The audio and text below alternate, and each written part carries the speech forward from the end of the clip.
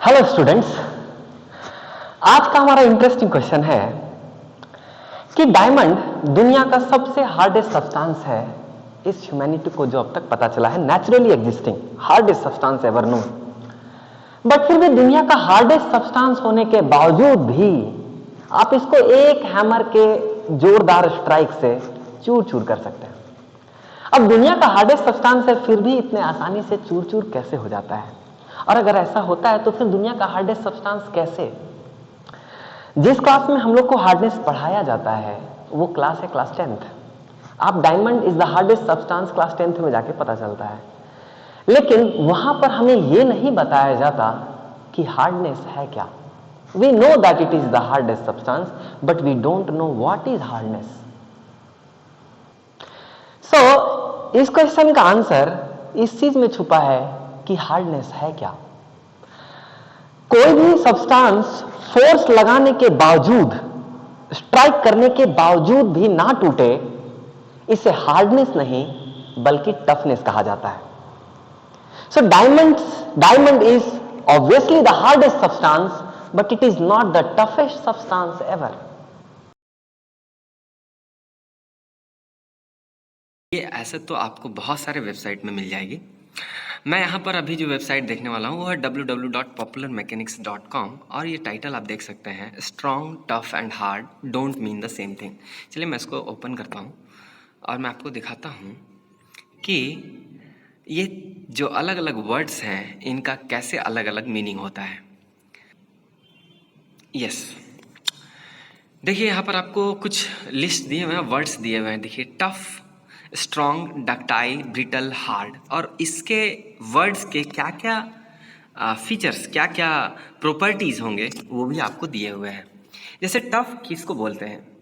Tough resist करता है failure को। फेल्योर होने का मतलब टूटना, फ्रैक्चर होना। कोई चीज़ टफ है इसका मतलब वो फ्रैक्चर नहीं होगा, आसानी से नहीं होगा। बहुत ज़्यादा टफ मतलब बहुत मुश्किल उसको फ्रैक्चर करना। So it resist fracture, failure.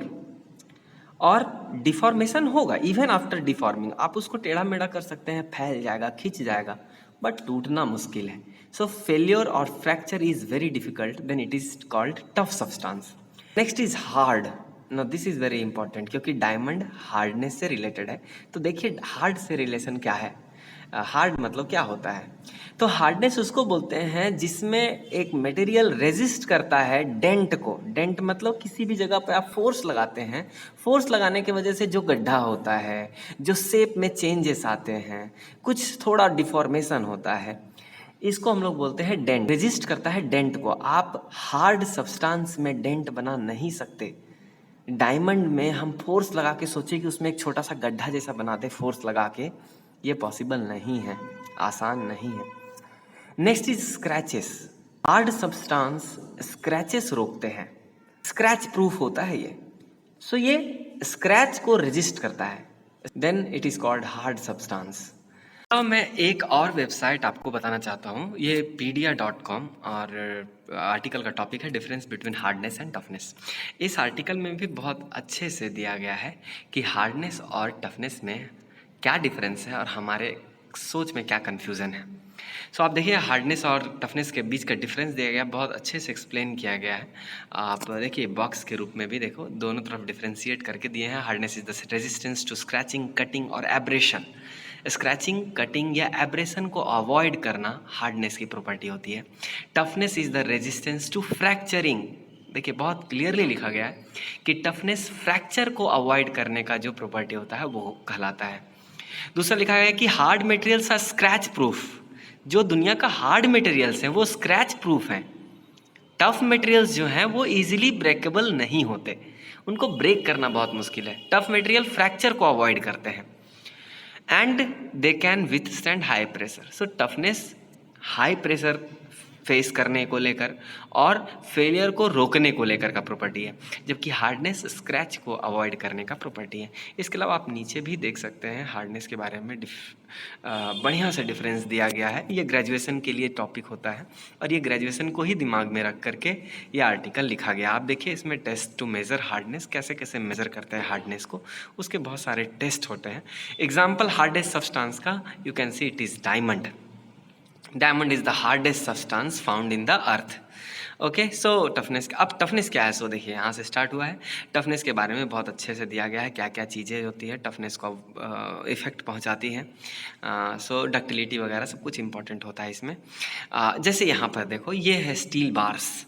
Steel is a very tough substance, उसका एग्जाम्पल भी इसमें दिया गया है। तो आप इसको इस लिंक को फॉलो कर सकते हैं। मैं लिंक जो है ये कमेंट सेक्शन और डिस्क्रिप्शन सेक्शन में डाल दूंगा। आप लोग डिस्क्रिप्शन में जा करके इस लिंक को फॉलो करके और ये आर्टिकल ज़रूर पढ़ें, तो आपको ज़रूर ये कन्फ्यूज़न क्लियर हो जाएगा कि हमारा हार्डनेस के बारे में जो सोचना है वो थोड़ा मॉडिफिकेशन का उसमें ज़रूरत है। Hardness is the property to resist scratch, dent and the abrasion. तो कोई ऑब्जेक्ट अगर बहुत हार्ड है तो ये तीन चीजों को रोकेगा, ना कि फ्रैक्चर होने से रोकेगा। फ्रैक्चर वो तब भी होगा। So hardness is not related to fracturing. So a very hard substance can fracture very easily, keep in mind. और toughness is now related to fracturing. कोई सब्सटेंस दुनिया का टफेस्ट सब्सटेंस है, इसका मतलब उसको फ्रैक्चर करना बहुत ही मुश्किल। जैसे एग्जांपल स्टील, माइल्ड स्टील या स्टील। आप उस सब्सटेंस को अगर हैमर करोगे, कितना भी जोर से हैमर मार दो, लेकिन वो टूटेगा नहीं। So this fracturing process does not takes place. तो स्टील बहुत टफ सब्सटेंस में गिनती आता है, लेकिन डायमंड हार्डेस्ट सब्सटेंस में गिनती आता है। क्यों? क्योंकि आप इसको दुनिया के किसी भी चीजों से स्क्रैच नहीं कर सकते। सो आई होप आप लोग को यह समझ में आ गया होगा कि diamond is the hardest substance. ये स्टेटमेंट गलत नहीं है, गलत है हमारा हार्डनेस को समझने का तरीका। हार्डनेस और टफनेस बहुत अलग अलग टर्म है, और डायमंड हार्डेस्ट सब्सटेंस है लेकिन टफेस्ट सब्सटेंस नहीं है। टफेस्ट सब्सटेंस कुछ और हो सकते हैं, इसीलिए टूट जाता है आसानी से। लेकिन डायमंड को स्क्रैच करना बहुत ही मुश्किल है। इसके अलावा हमारा नेक्स्ट जो वीडियो होने वाला है वो एक और बहुत इंटरेस्टिंग क्वेश्चन के साथ है। क्वेश्चन है, क्लास 10th के ट्रिगोनोमेट्री में आप पढ़े और याद भी किए, रट भी लिए टेबल को, लेकिन कभी ये सोचने का कोशिश किए, क्या ये जाने, क्या आपको पता चला कि sin 60 √3/2 क्यों होता है, या sin 30 1/2 क्यों होता है, sin 45 1/√2 क्यों होता है। इसी तरह से बाकी ट्रिगोनोमेट्रिक रेशियोज भी हैं।